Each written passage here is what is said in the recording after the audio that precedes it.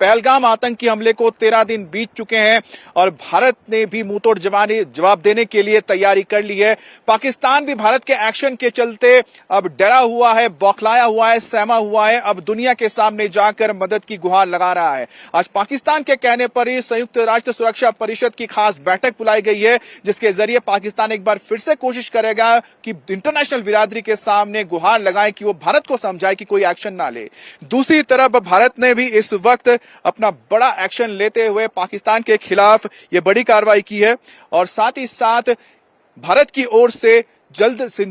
जो सिंधु जल संधि थी उसके मद्देनजर पानी रोका गया है। बगलियार डैम का भी हम जिक्र करेंगे, किस तरह से वहां पर पानी रोक दिया गया है। इसके अलावा पाकिस्तान को अब तुर्की का साथ मिला है। पूरे दुनिया को तुर्की का असली चेहरा सामने देखने को मिला है, जहां तुर्की ने अपने 2 बड़े जहाज, जंगी जहाज पाकिस्तान के पोर्ट कराची में तैनात कर दिए हैं। लेकिन सबसे बड़ी बात इस वक्त पाकिस्तान से आ रही है और सबसे बड़ी खबर भी पाकिस्तान की है, जहां पर बलोच विद्रोहियों ने पाकिस्तान को बड़ा झटका दिया है। बलोच विद्रोहियों ने सीपैक के लिए काम करने जा रहे प्रोजेक्ट से जुड़े हुए कई ट्रकों को आग के हवाले कर दिया है और जो तस्वीरें सामने आई है उसमें आप साफ देख सकते हैं कि लंबी कतार ट्रकों की नजर आएगी जो आग में जल रही हैं। काला धुआं उठता हुआ दिख रहा है। बताया जा रहा है कि ये तमाम जो ट्रक थी वो सीपैक, जो चीन के साथ मिलकर चाइना पाकिस्तान इकोनॉमिक कॉरिडोर के लिए जो सड़क का निर्माण किया जा रहा है, दूसरे प्रोजेक्ट्स बनाए जा रहे हैं, उसी काम में लगे हुए थे, जिसको बलूचिस्तान के विद्रोहियों ने आग के हवाले कर दिया है। जब से सीपैक का समझौता हुआ है तब से बलूचिस्तान के विद्रोही लगातार इसका विरोध कर रहे हैं और इसी के मद्देनजर एक बार फिर से सीपैक के ऊपर या उसके प्रोजेक्ट के ऊपर यह हमला किया गया है। और सामने यह भी खबर आई है कि इन ट्रकों में जो मजदूर थे जो पंजाब से आए हुए थे, उनमें से कुछ मजदूरों को इन्हीं बलोच विद्रोहियों ने अपने कब्जे में ले रखा है। इस वक्त मनीष प्रसाद भी हमारे साथ जुड़ गए हैं। मनीष, आपके पास इस बारे में और क्या जानकारी है?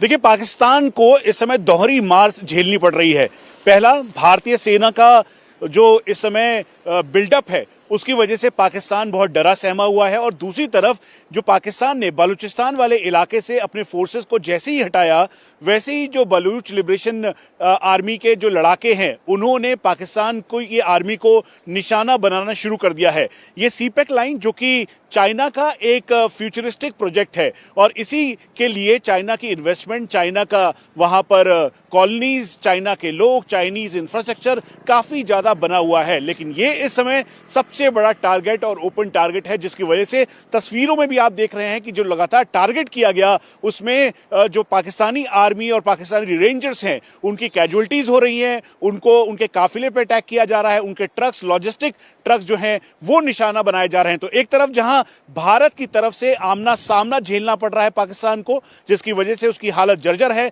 तो वहीं बीएलए का लगातार एक्टिव मोड पर पाकिस्तानी आर्मी के ऊपर, उनके काफिले के ऊपर, कॉन्वॉय के ऊपर अटैक, ये पाकिस्तान को पूरी मुंह की खानी पड़ रही है इसकी वजह से। जी, तो सिर्फ बलूचिस्तान ही नहीं है, पाकिस्तान को अपने घर के अंदर कई मोर्चों पर गृह युद्ध जैसे हालात को झेलना पड़ रहा है। अब बलूचिस्तान के पड़ोसी प्रांत सिंध को ही ले लीजिए, यहाँ पर चलिस्तान नहर को लेकर इस वक्त सिंध और पंजाब में ठन गई है। दरअसल सिंधु नदी से एक नहर निकालने की बात सामने आई थी और जिसको लेकर सिंध प्रांत के लोगों ने विरोध किया। सड़कों पर लोग आ गए, कई दिनों तक, कई घंटों तक जाम कर दिया गया था हाईवे और यह मांग की जा रही सिंध की ओर से कि यह नहर ना बनाई जाए, क्योंकि कोशिश यह हो रही थी कि सिंधु नदी के पानी को डाइवर्ट करके पंजाब के दूसरे इलाकों में ले जाया जाए ताकि वहां पर सिंचाई हो सके। दूसरी तरफ सिंध का यह कहना है कि अगर उनका पानी यहां से नहर के जरिए पंजाब में ले जाया जाता है तो ऐसे में सिंध में लोगों को पानी की किल्लत हो जाएगी। उसी तरह से गिलगित बल्टिस्तान में भी लोग लगातार विरोध कर रहे हैं और पाकिस्तान के खिलाफ वहां पर भी मोर्चा खोल दिया गया है। और सिंध में इस वक्त बगावत के हालात हैं। चलिस्तान कनाल प्रोजेक्ट के खिलाफ लोग सड़कों पर उतर आए हैं और साथ ही साथ पाकिस्तान की ओर से कोशिश ये की जा रही है कि किसी तरह से जो गृह युद्ध के हालात हैं उनको कम किया जा सके। हालांकि जैसे ही चिलिस्तान के खिलाफ सिंध प्रोविंस में, सिंध प्रांत में विद्रोह हुआ, उसके बाद सरकार ने इस योजना पर फिलहाल के लिए अभी स्थगित कर दिया है और पिछले कई दिनों से इस प्रोजेक्ट को लेकर यहां पर पाकिस्तान में विद्रोह चल रहा था। इस प्रोजेक्ट की शुरुआत 2023 में हुई थी और इस पर करीब $3.3 अरब खर्च होने की बात भी सामने आई है।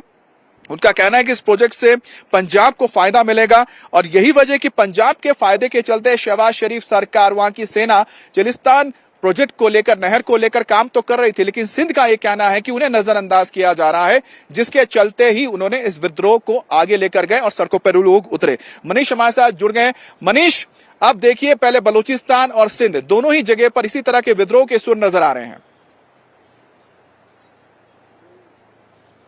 देखिए, उसकी बिल्कुल साफ तौर पे वजह है कि कन्वेंशनल वॉर यानी आमने सामने की लड़ाई के तौर पर पाकिस्तान इस समय उस स्थिति में है जहां पर पाकिस्तान ने अपने सारे एसेट्स, मिलिट्री एसेट्स और साथ में आर्थिक तौर पर, डिप्लोमेटिक तौर पर सब कुछ कॉन्सेंट्रेट कर दिया है। तो सिंध में, साथ में बलूचिस्तान में, खैबर पख्तूनवा में जो आवाज उनके खिलाफ उठ रही थी, जो चाहते थे कि पाकिस्तानी आर्मी की एट्रोसिटीज जो उनके ऊपर जातियां कर रहे थे वो बिल्कुल बंद करें, लेकिन उसके बाद इनको भी मौका मिल गया और फिर लगातार इन्होंने पाकिस्तानी आर्मी के ऊपर दबाव बनाना शुरू कर दिया। यहां तक कि पीटीआई और जो इमरान खान की पार्टी है, उसके अलावा जो बाकी यहां पर जो रिबेल ग्रुप है, वो लगातार अटैक करने लग गए सिंध एरिया में, उसके अलावा बलूचिस्तान में, खैबर पख्तूनवा में, जिसका असर दिखाई दे रहा है कि अब दोनों मोर्चों पर पाकिस्तान को लड़ना पड़ रहा है। हम आपको यह भी बता दें अमित कि जब यहां पर सीज फायर हुआ था भारत और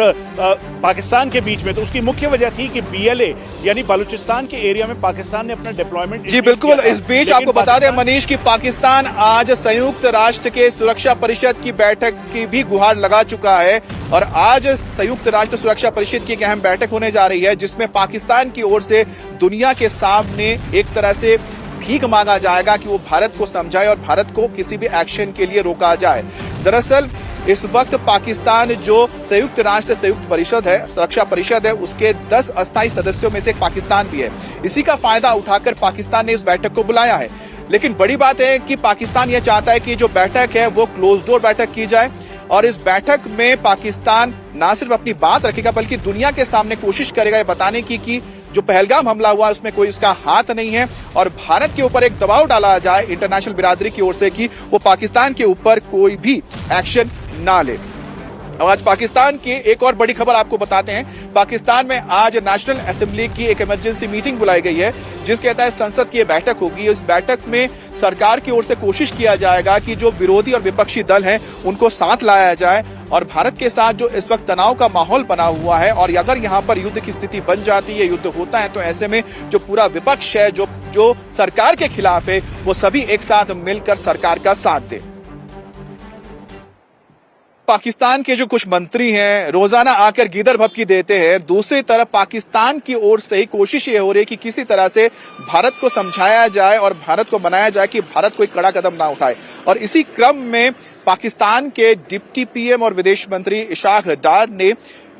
रशिया के प्रधानमंत्री से बातचीत की और बातचीत में क्या हुआ है वो भी आपको बता दें। उनका कहना है कि जो रूस है भारत का बहुत अच्छा दोस्त है, ऐसे में रूस मध्यस्थता करे और भारत को समझाए कि वो पाकिस्तान के ऊपर कोई कड़ा कदम ना उठाए और किसी भी तरह का हमला ना करे। तो देखिए कि किस तरह से यहाँ पर विरोधाभास नजर आता है। एक तरफ उसके मंत्री पाकिस्तान में बैठकर भारत को गीदड़ भभकी देते हैं, न्यूक्लियर बम की धमकी देते हैं, दूसरी तरफ उन्हीं के जो मंत्री हैं भारत के मित्र देशों से दुआ करते हैं और मांग करते हैं कि भारत को वो रोके। अब एक और देश है जो पाकिस्तान का दोस्त है और पाकिस्तान का दोस्त चीन भी है, लेकिन एक दूसरा बड़ा दोस्त तुर्की है जो पिछले कुछ वर्ष में उसके बहुत करीब आया है। अब तुर्की का भी जो असली चेहरा है दुनिया के सामने आ चुका है।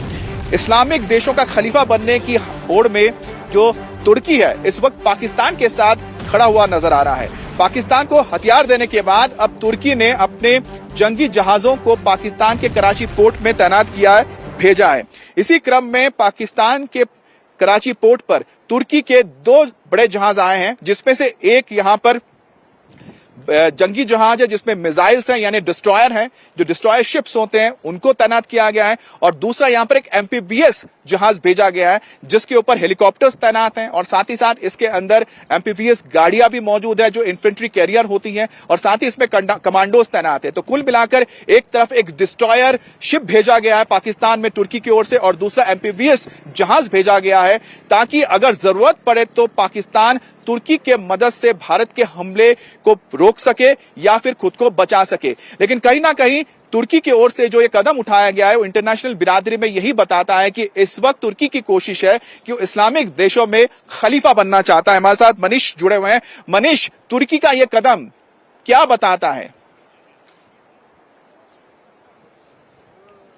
देखिए, टर्की पाकिस्तान का हमेशा से साथ देता आया है, उसके साथ चाइना भी। इनके जो अपने रिलेशन हैं वो काफी मजबूत हैं और बहुत पहले से हैं। इसीलिए टर्की ने कई बार अपने वेपन सिस्टम प्लेटफॉर्म जो TB2 जो यूएवी है, आर्म्ड यूएवी है, वो भी पाकिस्तान को दिया है। उसके अलावा जो बाकी वेपन सिस्टम है वो भी दिया है। और चूंकि इस समय अरेबियन सी में सबसे बड़ा थ्रेट भारतीय नौसेना के तौर पर है, इसीलिए पाकिस्तान ने अपने एक बहुत ही पुराने दोस्त टर्की और साथ में चाइना को मदद के लिए बुलाया है। और यही वजह है कि ये जॉइंट एक्सरसाइज की जा रही है ताकि इस एरिया को एक तरीके से ब्लॉक किया जा सके। और उनकी ये स्ट्रेटजी है कि भारत अगर इस मैरीटाइम बाउंड्री पे जो कि पाकिस्तान के साथ लगती है, जिसे EEZ जोन कहते हैं, अगर यहां पर कोई भी एक्शन करता है तो टर्की पाकिस्तान के लिए फेस सेविंग के तौर पर सामने खड़ा रहे और चाइना उसे बैक सपोर्ट करे। तो ये पाकिस्तान की डर वाली स्ट्रेटजी है। अमित,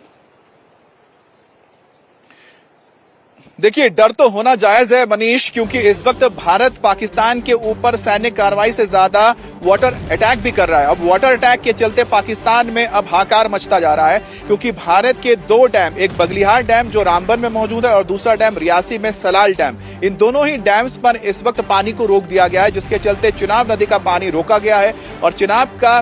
पानी जो है अब पाकिस्तान की ओर नहीं जाएगा। सबसे बड़ी खबर यही है कि जो बगलिहार डैम है उसके सारे गेट्स बंद कर दिए गए। मतलब साफ है कि वहां से एक बूंद भी पानी अब पाकिस्तान की ओर नहीं जाने वाला है और धीरे धीरे जो ये दरिया है पाकिस्तान की ओर जाता है वो सूखा नजर आएगा और इसका मार पाकिस्तान झेल नहीं पाएगा, क्योंकि पाकिस्तान के लिए पानी बहुत ज्यादा महत्वपूर्ण हो जाता है। खास तौर पे पाकिस्तान में जितने भी सिंचाई के काम होते हैं या फिर उनके जो हाइड्रो पावर प्रोजेक्ट है उनमें पानी की कमी होने लगेगी। अब पाकिस्तान और भारत में तीसरा वाटर स्ट्राइक करते हुए भारत नजर आया है और अब चिनाब नदी पर बने बगलिहार डैम की तस्वीर जो हम आपको दिखा रहे हैं उससे साफ जाहिर होता है कि सिंधु जल संधि को लेकर जो पाकिस्तान बौखलाया हुआ है, बिलबिलाया हुआ है। और आज जब सिक्योरिटी काउंसिल की मीटिंग होगी उसमें भी बताया जा रहा है कि सिंधु जल समझौते का मुद्दा उठाया जाएगा पाकिस्तान की ओर से और यूनाइटेड नेशन से गुहार लगाई जाएगी कि वो भारत को बोले कि सिंधु जल समझौते को एक बार फिर से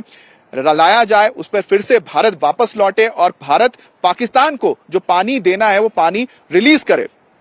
इस बीच पाकिस्तान में डिप्लोमेटिक स्ट्राइक के जरिए भी भारत अपनी बात को रखने जा रहा है। आज राजनाथ सिंह की जापान के रक्षा मंत्री के साथ बैठक होने जा रही है और ये बैठक बहुत अहम इसलिए हो जाती है क्योंकि फिलहाल जो माहौल है उसमें भारत और साथ ही साथ जापान का साथ में आना पूरे दुनिया के लिए एक संदेश होगा। दरअसल भारत और जापान के बीच लंबे वक्त से बातचीत हो रही है और भारत और जापान कई मुद्दों पर साथ काम कर रहे हैं, चाहे वो द्विपक्षीय मुद्दे हो या फिर हम इंडो पैसिफिक की बात की जाए और साथ ही रक्षा क्षेत्र में दोनों देश काम कर रहे हैं। और भारत की ओर से पाकिस्तान के साथ जो तनाव हो रहा है उसके बारे में भी लगातार जापान को भारत ने अपडेट दिया है। मनीष, जापान के साथ भारत की जो ये बैठक होने जा रही है, रक्षा मंत्री की जो बैठक है, मौजूदा माहौल में क्या संकेत है पूरी दुनिया के लिए? अमित, 11 बजे से ये बैठक शुरू हो चुकी है और हमने तस्वीरें, एक्सक्लूसिव तस्वीरें इस समय इंडिया टीवी के माध्यम से दिखाई है। और जो हमें बताया गया है रक्षा मंत्रालय के सोर्सेज के द्वारा, दरअसल इसमें जो स्ट्रैटेजी है ब्लू वाटर यानी जो समुद्री सीमा है वहां पर डोमिनेंस भारतीय नौसेना और जापानीज नौसेना और साथ में रक्षा क्षेत्र में जो आगे मजबूती प्रदान करते हुए पहलगांव टेरर अटैक पर रजामंदी और अपने एक मंच पर लाने की ये तैयारी है। दरअसल इसके जरिए जो आतंकवाद है जिससे जूझ रहे हैं, साथ में सपोर्ट के तौर पर चाइना और टर्की पाकिस्तान की मदद कर रहा है, तो इनके खिलाफ एक पूरी तरह से एक जो बाकी डिप्लोमेटिक दस्ता है वो तैयार हो चुका है। उसके अलावा जो ब्लू वाटर है यानी अरेबियन सी, इंडियन ओशन रीजन, वहां पर आने वाले समय में जापान और जो भारत है वो एक्सरसाइज करता हुआ दिखाई देगा। मिलिट्री एक्सरसाइज एयरफोर्स, नेवी और आर्मी की होगी। तो ये सारी स्ट्रेटजी तैयार हो रही है और औपचारिक तौर पे हमें बताया गया है कि जनरल नाकाताकी ने भी इस बात को कहा है, जापानीज डिफेंस मिनिस्टर ने, कि पहलगांव अटैक बहुत ही जी मनीष, इस बीच हम यह भी बता दें कि जहां कांग्रेस के नेता भारत को लेकर या भारत के मुद्दे पर इस वक्त जिस तरह के बयान दे रहा है, जहां वो बीजेपी सरकार का विरोध करते करते सेना का भी विरोध करने लगे, तो दूसरी तरफ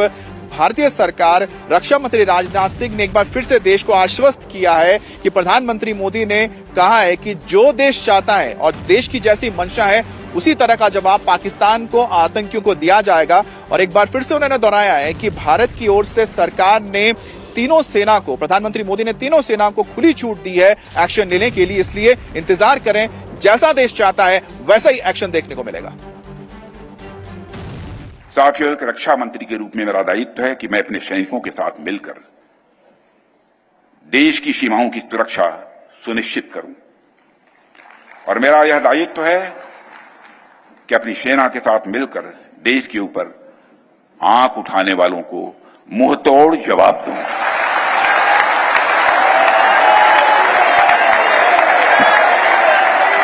आप सभी हमारे प्रधानमंत्री नरेंद्र मोदी जी को अच्छी तरह जानते हैं।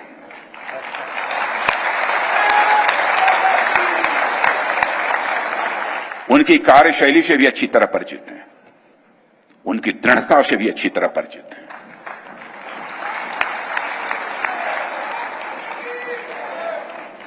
जोखिम उठाने का भाव किस तरीके से उन्होंने सीखा है अपने जिंदगी में, उससे भी आप अच्छी तरह समझते हैं। मैं आपको आश्वस्त करना चाहता हूं, प्रधानमंत्री मोदी जी के नेतृत्व में जैसा आप चाहते हैं वैसा हो कर रहे हैं।